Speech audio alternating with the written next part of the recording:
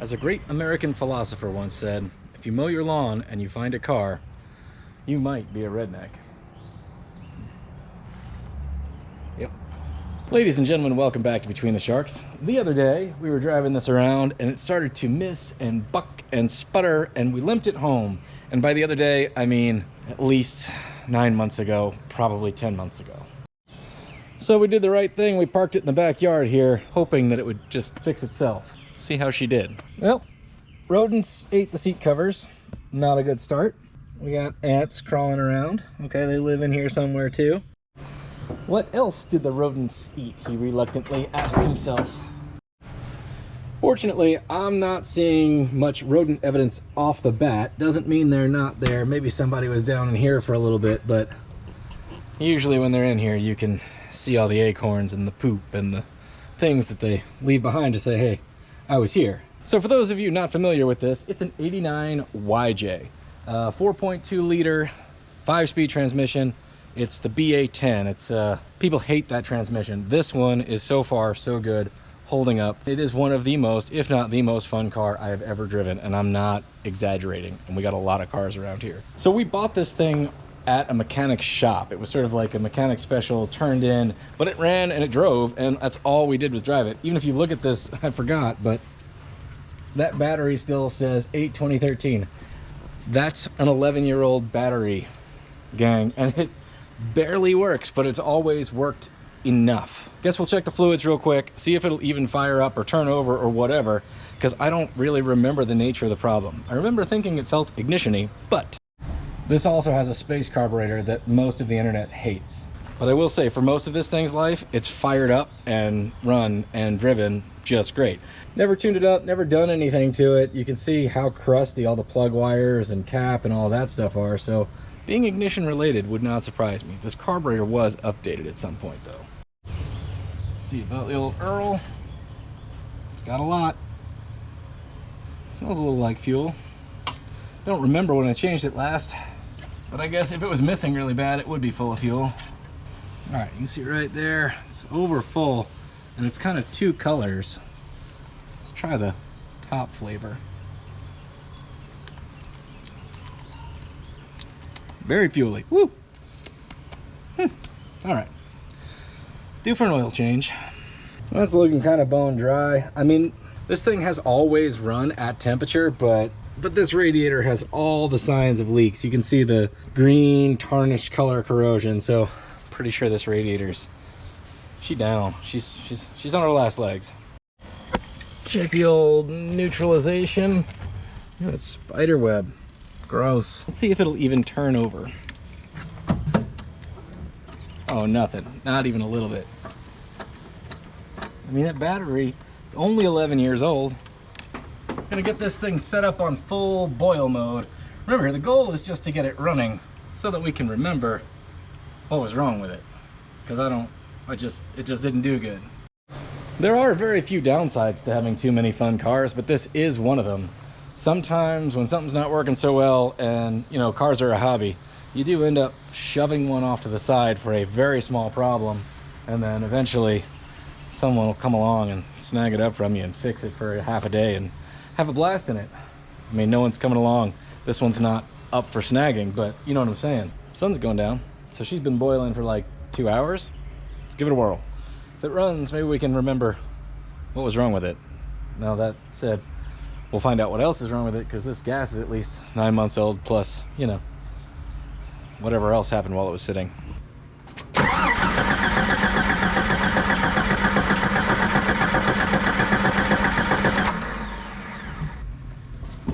That's not even in like boil mode.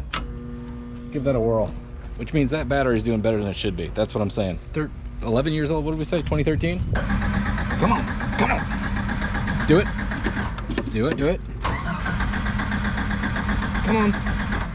Gas is ancient.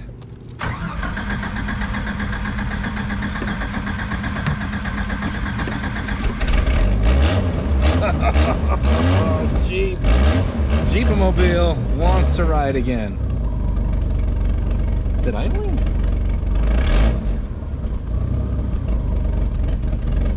Okay.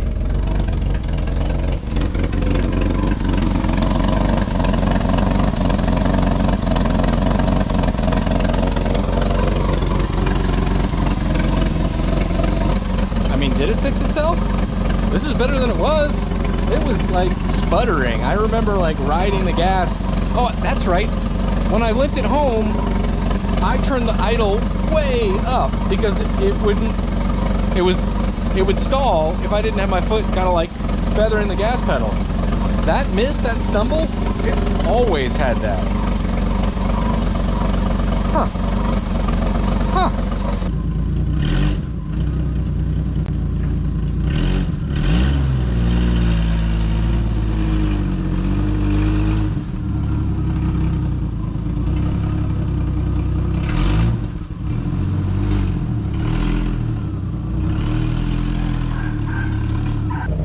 Been there a minute, that's for sure.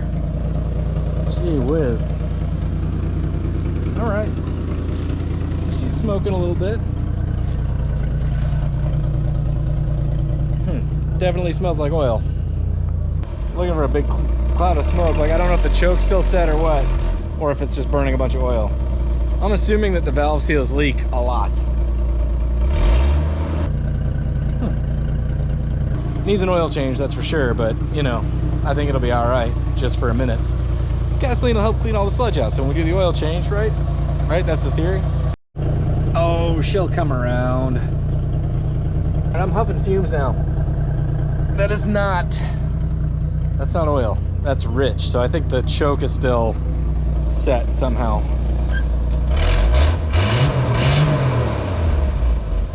It's got an interesting fast idle mechanism. We'll take a look at that in here in a second. That may have done it.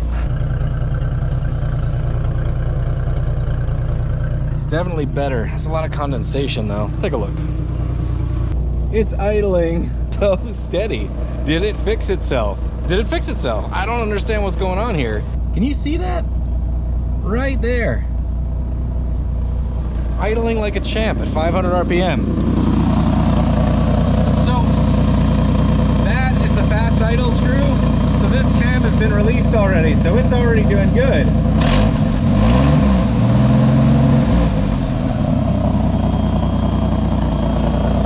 I can hear a vacuum leak, like a small whistle, but there's a lot of vacuum devices on this. See back there? It's all vacuum hoses. I'm not sure which one's whistling right now, but one of them is, but it's not really affecting the performance. Again, I've done no maintenance to this thing except an oil change. I think I replaced the gas tank when it started leaking. 9 months. Just letting it run. I mean, there's a little bit, but it's kind of calming itself down. So we're gonna pretend like it wasn't all that smoky when we fired it up. Look at that dude. He's all set up in there. About to get evicted. We're gonna get the oil filter and regular tune-up stuff just to have, but honestly, if it keeps running like this, I'm not changing a thing except the oil. Bangarang, and head straight for the O'Reilly's. And if we make it to the O'Reilly's and it doesn't start, then we'll buy a battery.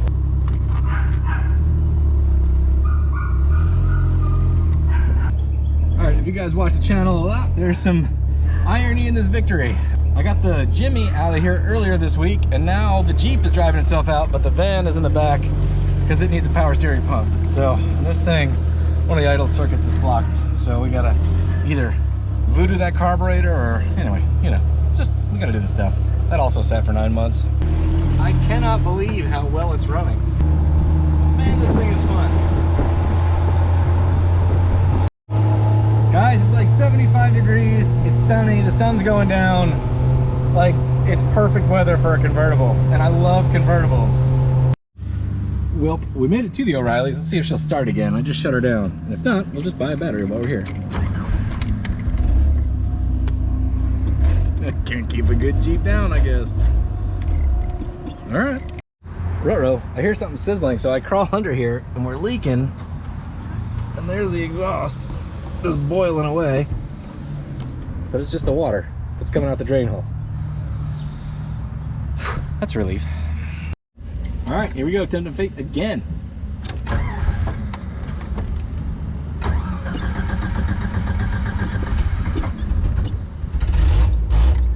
Nine-month-old gas. On that note, let's go shove a couple of gallons of the good stuff down the gullet. I bought Marvel Mystery Oil as well. Well, I had a 50-50 chance of remembering where the gas cap was. I was wrong. But check out this turning radius. Bangarang!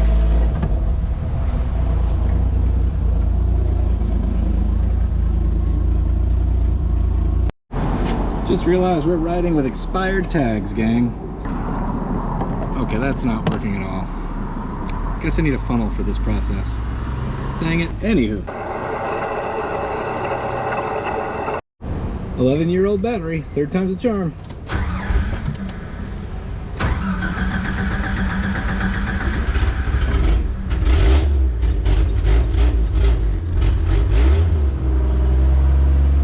Man, this thing is rad.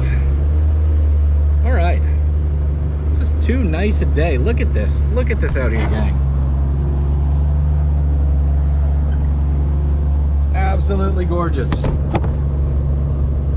It's a great day to go riding around one of these. So we'll take the slightly longer route home. I know, we gotta change the oil. We'll do that here in a second, but it's just doing so good, and it's Sunday. Nobody's on the road.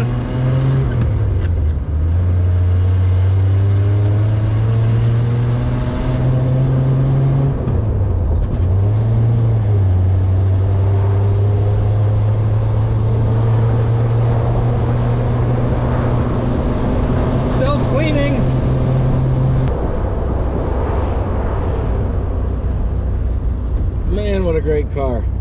So I ordered all the parts for the tune-up, but honestly, if it keeps running well, I'm not gonna do it. If it ain't broke, don't fix it. That's the mantra of people that don't like to do maintenance. I'm a card-carrying member of that group, really. Look at all those barnacles. Man, this thing needs a bath. You guys may have noticed this lift behind me. It'd be super convenient for changing oil, but you know, we got a project on it, and then got to get past the dog in the backyard, so we're gonna do our usual thing and just grab some tools and then grab ourselves a piece of breakdancing cardboard and we'll be fine. All those ants are calling all their friends saying they just got to go for a ride in a Jeep. All right, did I bring the right one? Ha! This oil's gonna be hot. It's all right. I'll protect my fingers and singe my arm on the exhaust. That's not that bad. But it is hot. It's thin too. We'll fix that. I mean, it's hot, so that makes it feel thinner, but this is thinned by fuel, I think. So then we lock the sludge out. It's still hot. There goes the oil. All right, tight but not gorilla tight. That's kind of the working method here. Can't believe it. I don't know if you guys can see that, but I actually got the oil catcher thing in the right place. That never happens when I do filters. We're using the heavy duty diesel oil. Also a vice grip trick that I learned from watching him for all those years. I don't know if it's any better, honestly, but I believe how it could be. He always said it was because it was cheapest. Now, I will say if you use this stuff, you gotta be mindful that it comes in 1 US gallon, where the oil that you're used to buying is 5 quarts. So you're getting, you know, 1/5 less. So that does affect the price. Don't know if you can see that, but it's nice and clean, and it's telling me we're full. We put 5 quarts in. All right, let's try this again, this time with 50% more funnel. Yeah. What I'm using it for is to get the old gas to play nice with the new gas. And the water that's in there to get mixed up with it all. That's the goal here. Anyway, it says it does all kind of stuff. Hopefully that's in addition to what I needed to do. Push down and turn. It's been your whole childhood not being allowed to do that. Okay, there we go.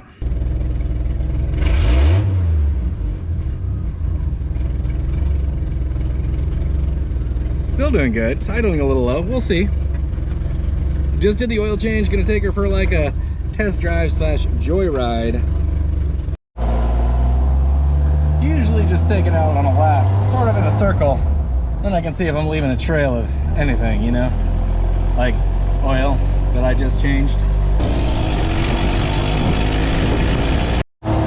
So this thing is doing so good, I decided to take it to the store. The thing is, the store's that way.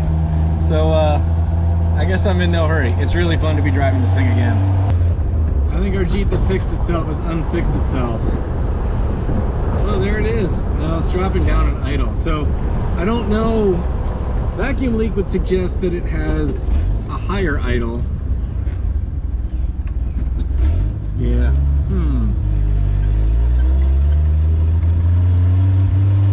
A higher idle would suggest a vacuum leak. We got a lower idle, so I guess this could be fuel filter, which I didn't order, or one of our tune-up problems. So I guess this problem is not over yet. We'll be seeing you shortly here. Still sunset cruising. Seeing this problem show its face just a little bit. It seems to manifest itself at idle like a vacuum leak.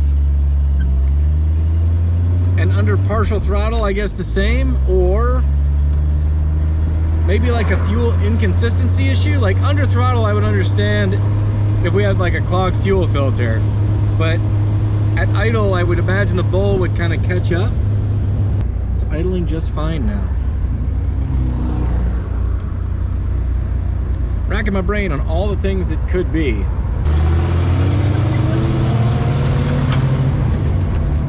It's running totally normal again. Gotta do the Jeep thing. Makes other Jeep people mad. They don't realize I'm not really a Jeep people. I just enjoy this Jeep. Running great again. Got me stumped. It's not getting me stranded though.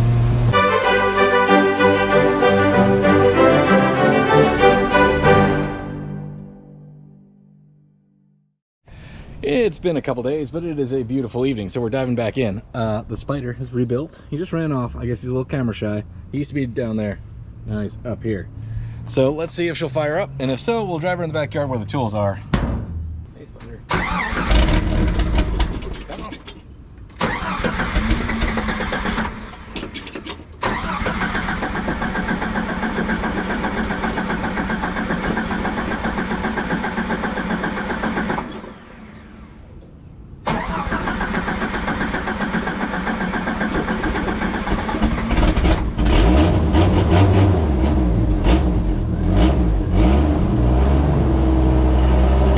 Fellas,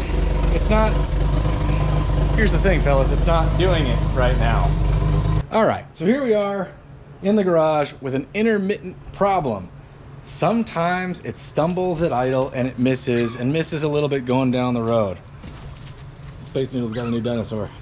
We're gonna do a quick look for vacuum leaks because that feels about right, but a guy could make a case that this is a fuel related problem and another guy could make a case that this is an ignition related problem. So let's just see if we can make it do the problem, because it's really hard to diagnose it when you can't make it do it, you know?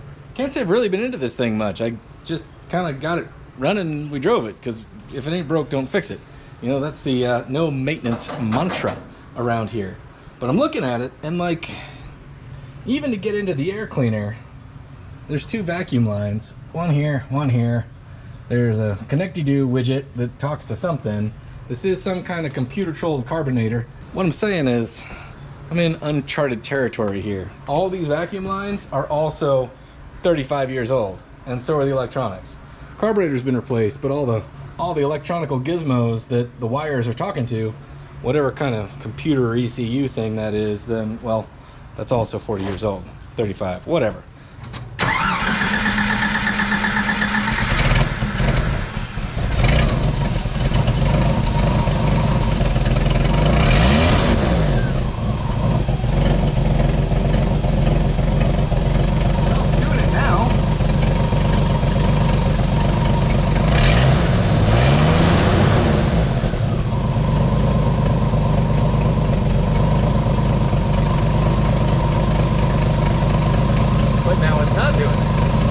Holding perfectly steady. Got some vacuum leak finder 3000? I don't know.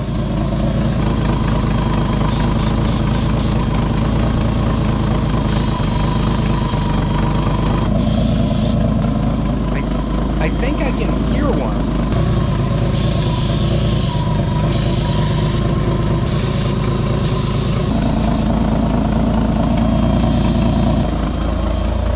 My vacuum leak finder 3000 is not finding it. I guess we'll pop off the air cleaner and take a look. It's not consistent when it's hot, cold, wet, dry. doesn't really care. Now, granted, there's plenty of vacuumy things that could be not right in here, but I don't know if you can see all of these, but all of these are little vacuum lines that go to, oh wait, did I just feel something? No. With plastic connections. These are surprisingly not brittle, considering. Try again.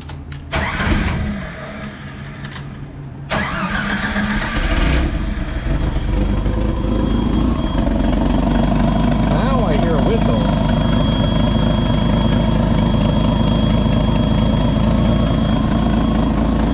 But I'm wondering if that's from the air cleaner.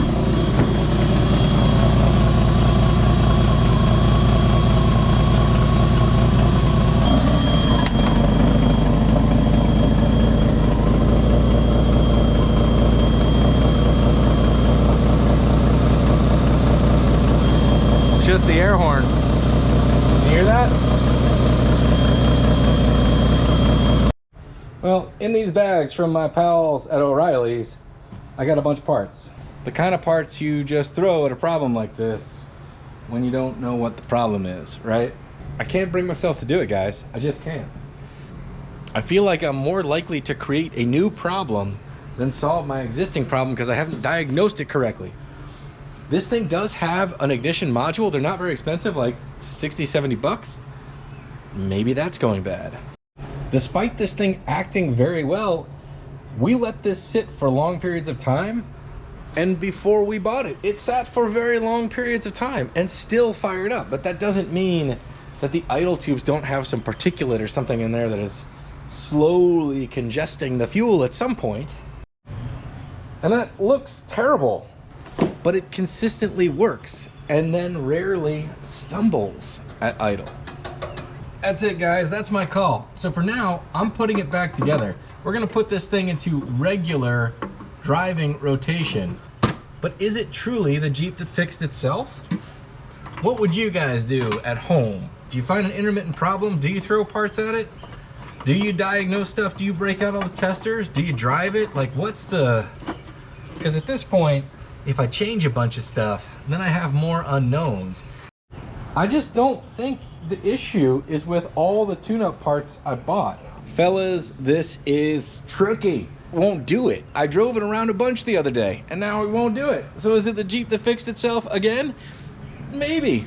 Maybe it did fix itself. I just don't know. As soon as you start getting into this stuff, if I rebuild the carburetor or take it apart to clean it out, I'm changing so many variables because the engine's not doing the problem right now. So if I get it back together and it doesn't do it, I don't know if that changed anything ultimately. Alternatively, I could swap out some parts like this distributor cap that looks old, like it could stand to be replaced, but I don't know when it went on there.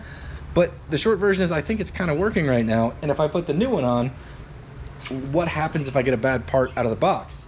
Because right now, when I fire up the engine and it idles fine, it's not displaying the problem. So you know what? These tune-up parts are gonna come in handy, but as for right now, we're gonna do the best thing we possibly can, which is close the hood and just drive it. Drive it. The problem will either get better or get worse. And if it gets worse, that'll make it easier to find. Well, gang, we're gonna sign off here. I usually end these things with good luck on your projects, but today is a bit of advice. If you've got a project and it's running and driving, keep driving it. The worst thing you can do is let it sit. Ask me how I know. I do it all the time. We're putting it back on the road. We're gonna wait and listen and learn from what this thing is trying to tell us, and we'll fix it when she lets us know just what she needs. Good luck on your projects out there. We will see you next time on Between the Sharks. I do need to evict that guy and his little buddy over there, though, and all these ants.